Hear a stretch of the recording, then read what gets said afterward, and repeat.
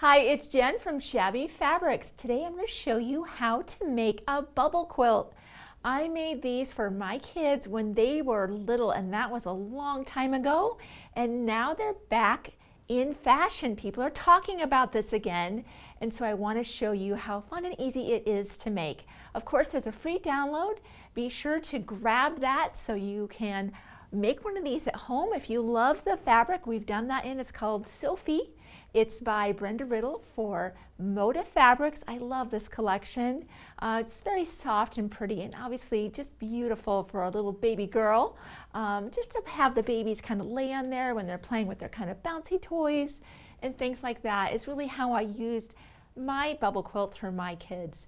So again, limited kits available of Sophie, or just download this and you can use your own fabrics and just substitute for whatever works best for your family's decor. Okay, how does this bubble thing work? Well, it's really pretty cool. You'll have two fabrics that make up each one of the kind of biscuits or squares of the bubble quilt. And this is what they're going to look like. And why they have the pleat is because the fabric that's in the back is a different size, a ½ inch smaller than the fabric on top.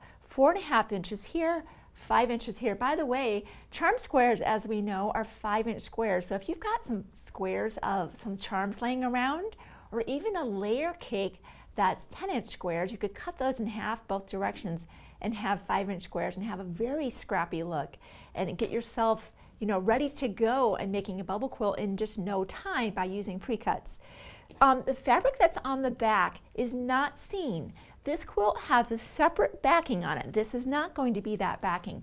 This is just the backing of the biscuit.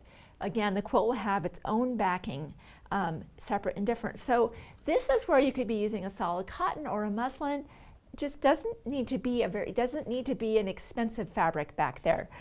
Two fabrics, again, 4½ by 5. I always love to use a fresh rotary blade, and of course grab those refill blades, which I sometimes am short on at home when I'm sewing. Our instructions will have you lining up the fabrics. Here, I'll put these side by side so we can see the project at the same time. Here. Right here in the upper right corner, you'll line up your squares. I'll explain how we're going to get the tuck, and then I'll go demonstrate that on the sewing machine. So we'll line up here. You'll start sewing. If your machine has a needle down feature, it's a great option to engage. That way when you do stop, that needle is kind of holding everything together while you bring this end up to meet the white square, which will create this little bit of a tuck, and then we will sew right over that. We'll come right almost to the corner, stopping a 1/4 inch away. We'll pivot and then turn. Repeat that process on all 3 sides and leave the 4th side open. On that 4th side, we'll just sew straight off. So that's what your little biscuit's going to look like. And you'll make all of them the same. So let's go ahead, head over to the machine. I'll be using a tool called the purple thing. You might have seen me use this before to help hold my pleats. So we'll just start with our standard 1/4 inch seam allowance, and I'll go ahead and stop. This is when I'll bring that end up to meet the white square, and I just push that pleat forward, and I'm just looking for about the middle. I'll turn that so you can see that. About the middle. Don't worry if it's not exactly in the middle. It really doesn't matter. I'm just going to use the purple thing to hold that in position. It keeps my fingers away.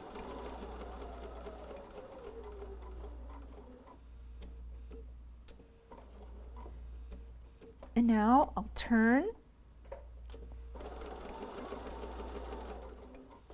Once again, stop. Bring that end up. Push our pleat to about the middle position.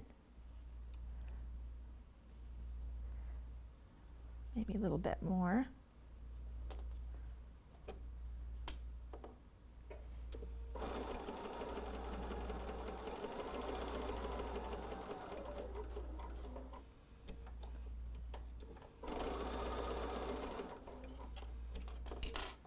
Let's put that there. Try to keep my fingers out of the way. And again, if you can't see, you can always pivot and say, yeah, that's about the middle, and then make adjustments if you need to. And then just sew straight off.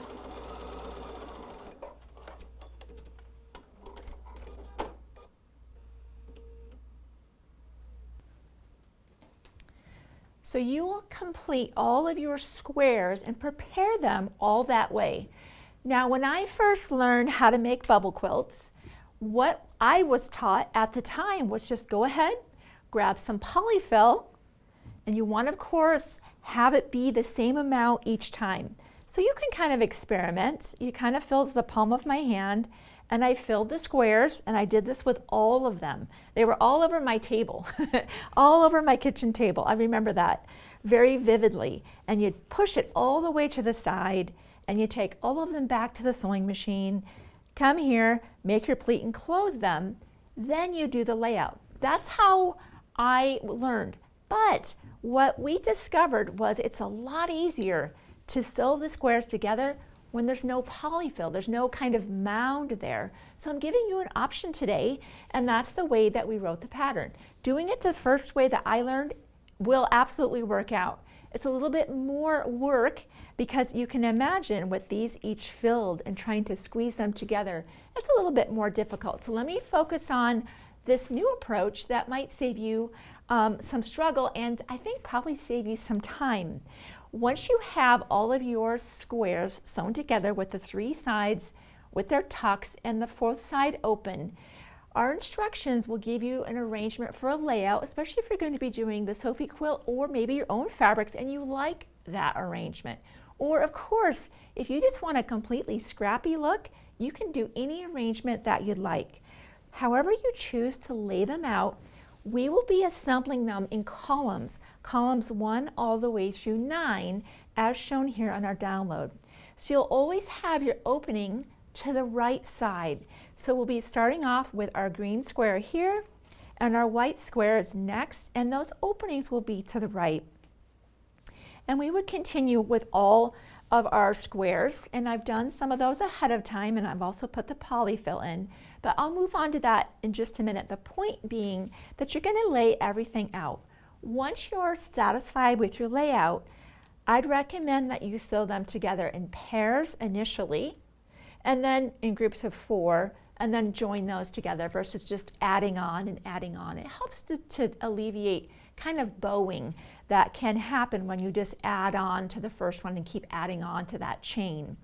Now, when you place these right side together, remember that we sewed with a 1/4 inch seam allowance. So that means in order for that thread to be hidden, we need to sew just a little bit more than that 1/4 inch seam allowance. Maybe we call it kind of a chunky 1/4 inch. That way, when you sew these together and open them back up, you're not seeing any thread showing through. So when I first made my quilt, I did 1/4 inch seams and sewed them together with 1/4 inch seams, and a couple times I went shallow on the 1/4, and when I opened them up, I could see some of my thread showing through, and it was very obvious on my dark fabrics. So that's why I'd encourage you that when we start sewing, I'm going to be sewing just to the left of my thread. That way I know I won't have any of that showing through. So let me go ahead and pin that. And we'll go sew just a little bit greater than our 1/4 inch seam. I'll be on the left side of my 1/4 inch seam. Let's go do that real quick.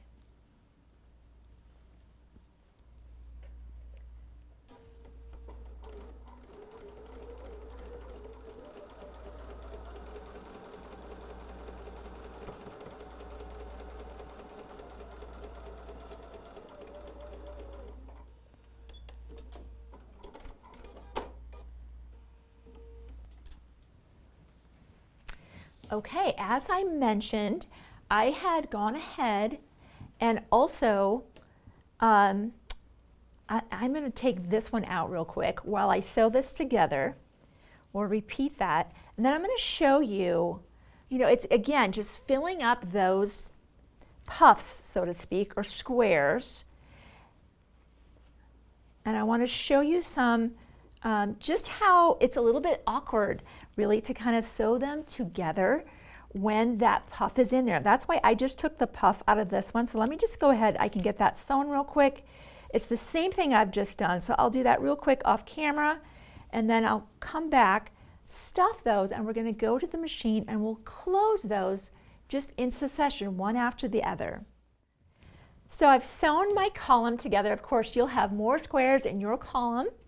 And now we'll grab our polyfill. So try to get the same amount each time, you know, kind of that handful, palmful, I should say. You want enough that you've got poof, but not so much that you can't get these little biscuits closed. Now push it in all the way left. That'll help when we get ready to close it. And now we're not sewing over the polyfill, and we have just it's a lot easier to access the pleat. So we'll go ahead and we're going to do the same process where we're going to make this pleat. Now, one thing I want to mention, if you want to have interlocking seams between your columns, how we wrote our pattern is for columns 1, 3, 5, 7, 9, basically all of our odd rows.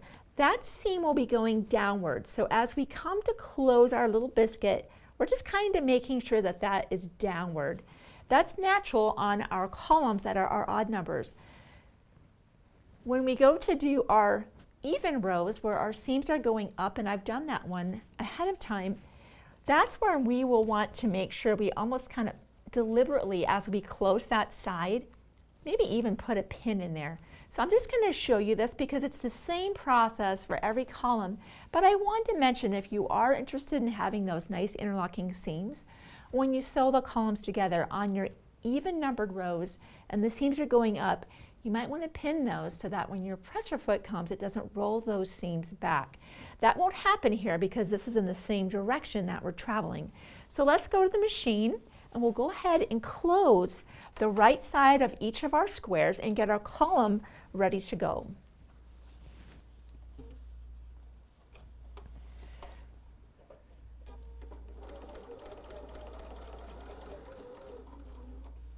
I think I'll use my tool again, purple thing. So you can see with just a little, it's a little bit more difficult, but with the poof over here, it's definitely helpful.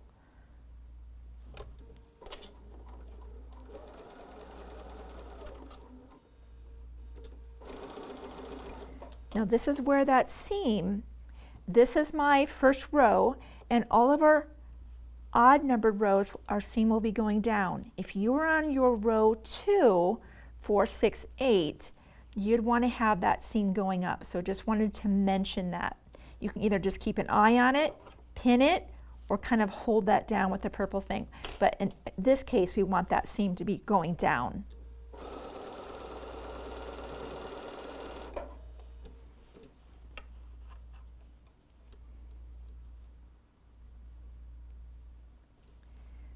I'll show you one more, and then I'll just go sew the rest of those together.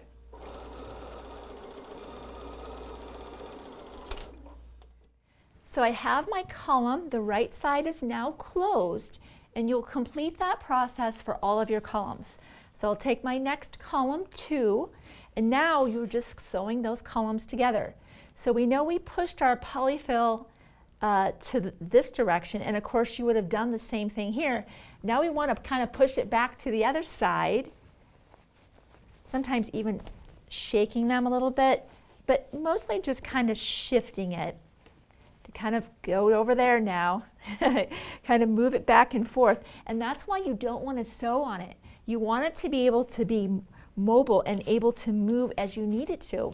So now, right side together, this is where those interlocking seams are really helpful. I'm going to use a combination of my Wonder Clips because now I'm dealing with bulk. Whenever I'm doing quilting, I'm really using those fine clover patchwork pins. You saw me doing that. But when I start dealing with bulk, I either go to the clover flower head pin and or a combination of wonder clips. Sometimes the mini clips, sometimes the full size. These are full size. Now if you're going to go ahead and try to keep that polyfill out of the way, and you decide to use your flower head pins, I recommend you have the head of the pin going away from the direction you're traveling so that as you're coming down here, you're not poking yourself. Very easy to do. So I will just continue. Say this is my row 2. So those seams are going to go up. Those seams are going to go down. And you see how those nest? I want you to see that. It's a great option. Hey, if you have a rolled seam, you could either seam rip it or just go with it. Not a huge deal. The quilt is already going to be bulky, so don't worry. That'd be up to you whether you want to. That's right, we're going to go down with our flower head pin, aren't we? We don't want to poke ourselves. Boy, these flower head pins are sharp. So I'm going to continue clipping and pinning. When we come back to the machine, I've changed out my presser foot now. I think I've got a 1D in there. It's a wider foot. I really want the wider foot now. We know we're sewing greater than the 1/4 inch seam allowance, and I've already got my stitch line as my visual guide, and I'm just going to be sewing to the left of that. But that wider foot helps kind of plow through this bulk and kind of keep my polyfill off to my left. So I'll go ahead again and clip and pin, and I want to go to the machine and have you see me sew that together and just see how we kind of manage the bulk of the project. So I'll see you over at the machine in just a moment. So you can see with me not pressing it down, this thing is it's bulky. So I use my hand to flatten that out. Go ahead and backstitch here. And now I'm just looking to the left.